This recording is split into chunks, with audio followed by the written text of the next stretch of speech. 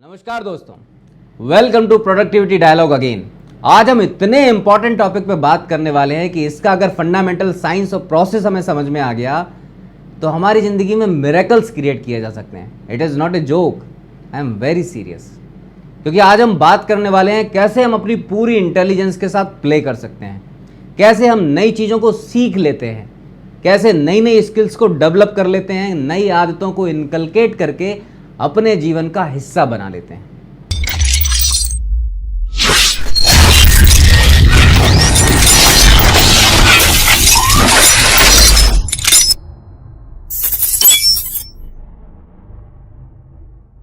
अगर ये प्रोसेस हमें समझ में आ जाए तो हम बहुत ज़्यादा वॉचफुल और अलर्ट हो सकते हैं, क्योंकि किसी भी तरीके की स्किल हम सीख सकते हैं और सारी अच्छी आदतों को डेवलप कर अपने जीवन का हिस्सा बना सकते हैं।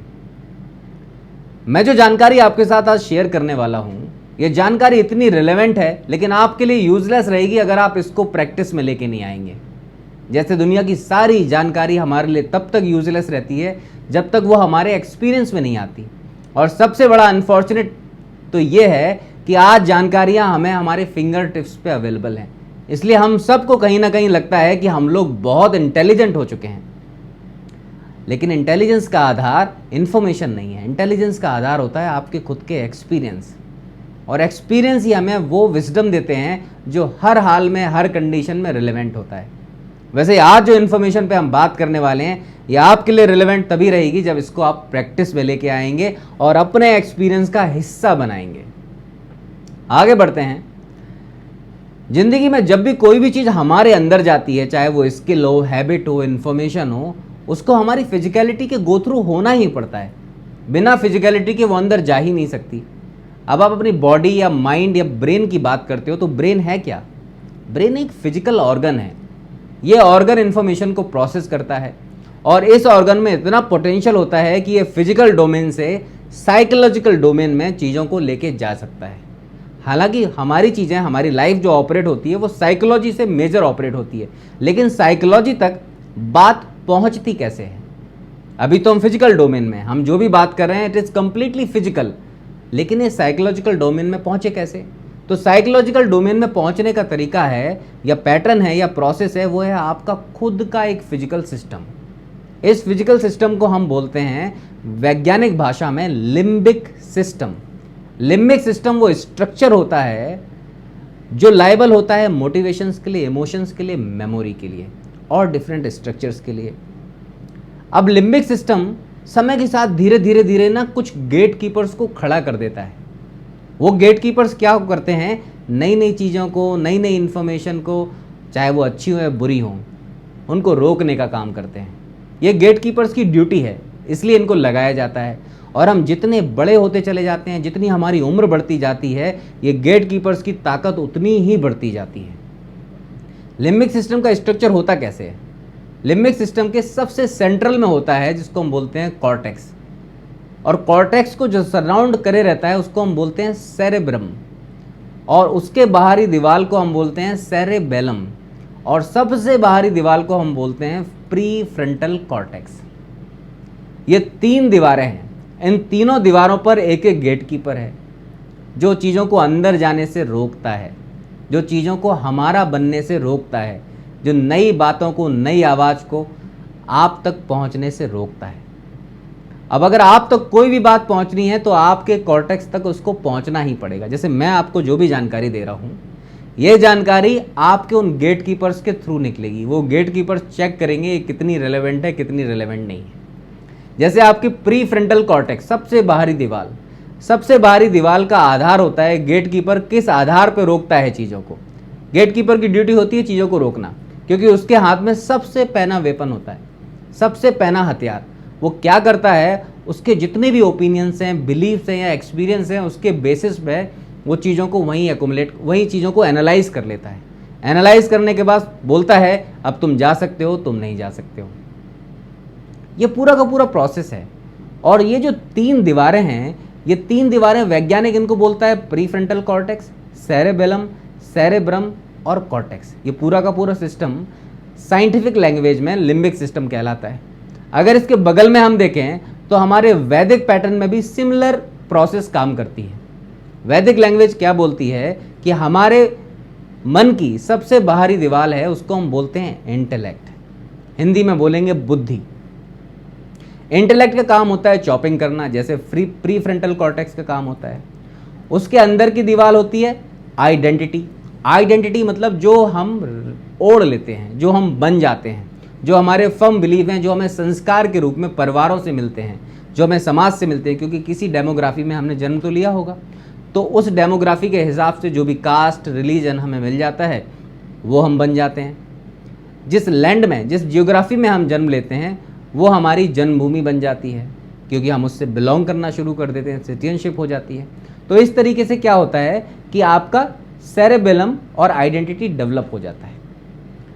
तो प्री फ्रंटल कॉर्टेक्स या इंटेलेक्ट मतलब जो आपकी बाहरी दीवारें हैं, हम दोनों सिस्टम एक साथ लेके चल रहे हैं। यहाँ पे आपका वैज्ञानिक सिस्टम है, मतलब साइंटिफिक सिस्टम है, वहाँ पे आपका वैदिक सिस्टम है। साइंटिफिक और वैदिक सिस्टम में बहुत ज़्यादा अंतर नहीं है, लेकिन केवल और केवल लैंग्वेज का अंतर है। तो प्री फ्रंटल कॉर्टेक्स और इंटेलेक्ट का काम क्या होता है? चीज़ों को काटना, चॉप करना, हर चीज़ को चॉप करना। जैसे किसी ने आपको कोई अच्छी बात बताई, अगर आपको थोड़ी सी भी जानकारी है उसके बारे में, तो आप उसको तुरंत ही वापस लौटा दोगे, अरे नहीं ये मुझे पता है, अब इसको छोड़ो। और यही कारण है कि बहुत सारी यूज़फुल इन्फॉर्मेशन जिसको हम केवल एक्सेप्ट कर लें तो हमारी ज़िंदगी में बदलाव आ सकते हैं, लेकिन उसको क्या रोकता है? हमारी खुद की आइडेंटिटी। हमारे ईगोज उसको प्रोटेक्ट करते हैं। मैं इसकी बात कैसे सुनूं, मैं कैसे इसकी बात को रिलेवेंस दे दूं और सिग्निफिकेंस दे के अपनाने की कोशिश करूं। तो ये चीज़ें परमानेंटली प्रोटेक्ट होती रहती हैं और लगातार लड़ाई चलती रहती है आपकी आइडेंटिटी को लेके। आपके प्री फ्रंटल कॉर्टेक्स और इंटेलेक्ट लगातार लड़ते रहते हैं।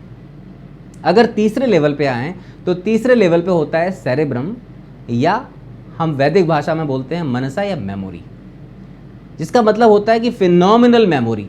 क्योंकि हर एक चीज़ हमारी ज़िंदगी में रिकॉर्ड होती रहती है, हर एक चीज़, हर एक इवेंट रिकॉर्ड होता रहता है, आपको चाहे याद हो या नहीं हो। साइकोलॉजिस्ट बहुत सारी रिसर्च करके देख चुके हैं और उनको पता लगा है कि अगर आज से 2 साल पहले किसी भी दिन की इन्फॉर्मेशन आपसे चाहिए हो तो केवल और केवल आपको हिप्नोटाइज किया जाए और आप एक एक मोमेंट, एक एक सेकंड इस तरीके से बता देंगे जैसे आप उसको जी रहे हो, आप उसको रिलिव कर रहे हो। तो इसका मतलब कि आपके शरीर में वो इन्फॉर्मेशन हमेशा रहती है, हमेशा उस इन्फॉर्मेशन को आप एक्सेस कर सकते हो, लेकिन हमारी कैपेसिटीज़ नहीं होती हैं तो हम उसको एक्सेस नहीं कर पाते। इसलिए हमें हिप्नोटाइज करके दूसरे डोमेन में ले जाके उन चीज़ों को एक्सेस किया जा सकता है। ये वो आधार होता है, ये वो एक्सपीरियंस के आधार होते हैं जो समय समय पर आइडेंटिटी को इन्फॉर्मेशन या बैकअप देते रहते हैं, जिससे इंटेलेक्ट लगातार काम करता रहे।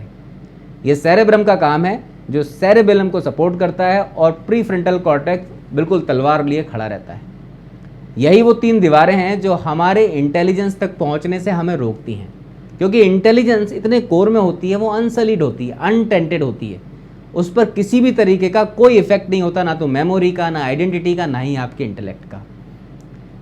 इसीलिए बहुत सारे लोग जो अपनी इस इंटेलिजेंस को टच कर पाते हैं, जिस इंटेलिजेंस में आपको खुद को क्रिएट करने की क्षमता है, आपकी जितने भी साइकोलॉजिकल डिसऑर्डर्स हैं, अगर इस इंटेलिजेंस से थोड़ा सा भी आपका सामंजस्य बनता है तो वो अपने आप ही दूर होते चले जाते हैं। और यही वो जगह है जहाँ पे पावरफुल इमोशंस डेवलप होते हैं, चाहे वो हेट हो, चाहे वो एंगर हो, चाहे वो डिटेस्ट हो, चाहे वो लव हो, चाहे वो कंपैशन हो, चाहे वो पैशन हो, ये वहीं पर डेवलप होते हैं। यही वो एरिया है जहाँ से आपको मोटिवेशन मिलता है, इंस्पिरेशन मिलता है। यही वो एरिया है जहाँ पर पहुँच के आपको पता लगता है, कहीं ना कहीं एहसास होता है कि you are born with the infinite potential, you can do anything. और जब भी कोई आपको झंझोड़ता है, जब किसी भी बात से आप सहमत हो जाते हो, चाहे वो मोटिवेशनल स्पीकर हो या कोई आध्यात्मिक गुरु हो, अगर उसकी बात से आप सहमत हो जाते हो तो आपको तुरंत ही एक एनर्जी मिलती है, तुरंत ही आपकी बॉडी में एक ऊर्जा का प्रवाह होना शुरू हो जाता है, जो आपको बताता है कि आप भी कुछ कर सकते हो, आपके लिए भी सारी चीज़ें करना बहुत आसान है, क्योंकि आप अपनी इंटेलिजेंस से टच कर पाते हो, वो स्पार्क आपको मिलता है। और ये स्पार्क का आधार क्या है? ये तीनों गेट कीपर्स को नेग्लेक्ट करना, हर चीज़ को जीना, हर मोमेंट में रहना, हर किसी व्यक्ति को, हर किसी बात को तवज्जो देना। क्योंकि इनका आधार क्या है? ये किसी भी चीज़ को रिलेवेंस नहीं देना चाहते, किसी भी चीज़ को रिकॉग्नाइज नहीं करना चाहते, किसी भी चीज़ से अपने आप को रिलेट नहीं करना चाहते। क्यों नहीं करना चाहते? क्योंकि उसकी बाहरी दीवारों पे पहले ही से बता दिया गया है कि आई नो एवरीथिंग। अगर ये बाहरी दीवारों पे गेट कीपर्स के साथ हम थोड़ी सी दोस्ती कर लें और वो हमारे इंटेलिजेंस, हमारे कॉर्टेक्स तक या हमारे चित्त तक उस इंफॉर्मेशन को जाने दें, तो हमारी ज़िंदगी में वो बदलाव हो सकते हैं जो हम इमेजिन भी नहीं कर सकते हैं। और सिंपल सा यही प्रोसेस है, यही फिजिकलिटी है, यही साइकोलॉजी की। हमारे फिजिकल डोमेन से हमारे साइकोलॉजिकल डोमेन तक चीज़ें बस इसी तरीके से चली जाती हैं। बड़ा आसान सा दिखता है, लेकिन ये इतना आसान है नहीं। क्यों नहीं है? क्योंकि हम वास्तव में चीज़ों को एक्सेप्ट नहीं कर पाते, चीज़ों को, सिचुएशन को एक्सेप्ट नहीं कर पाते।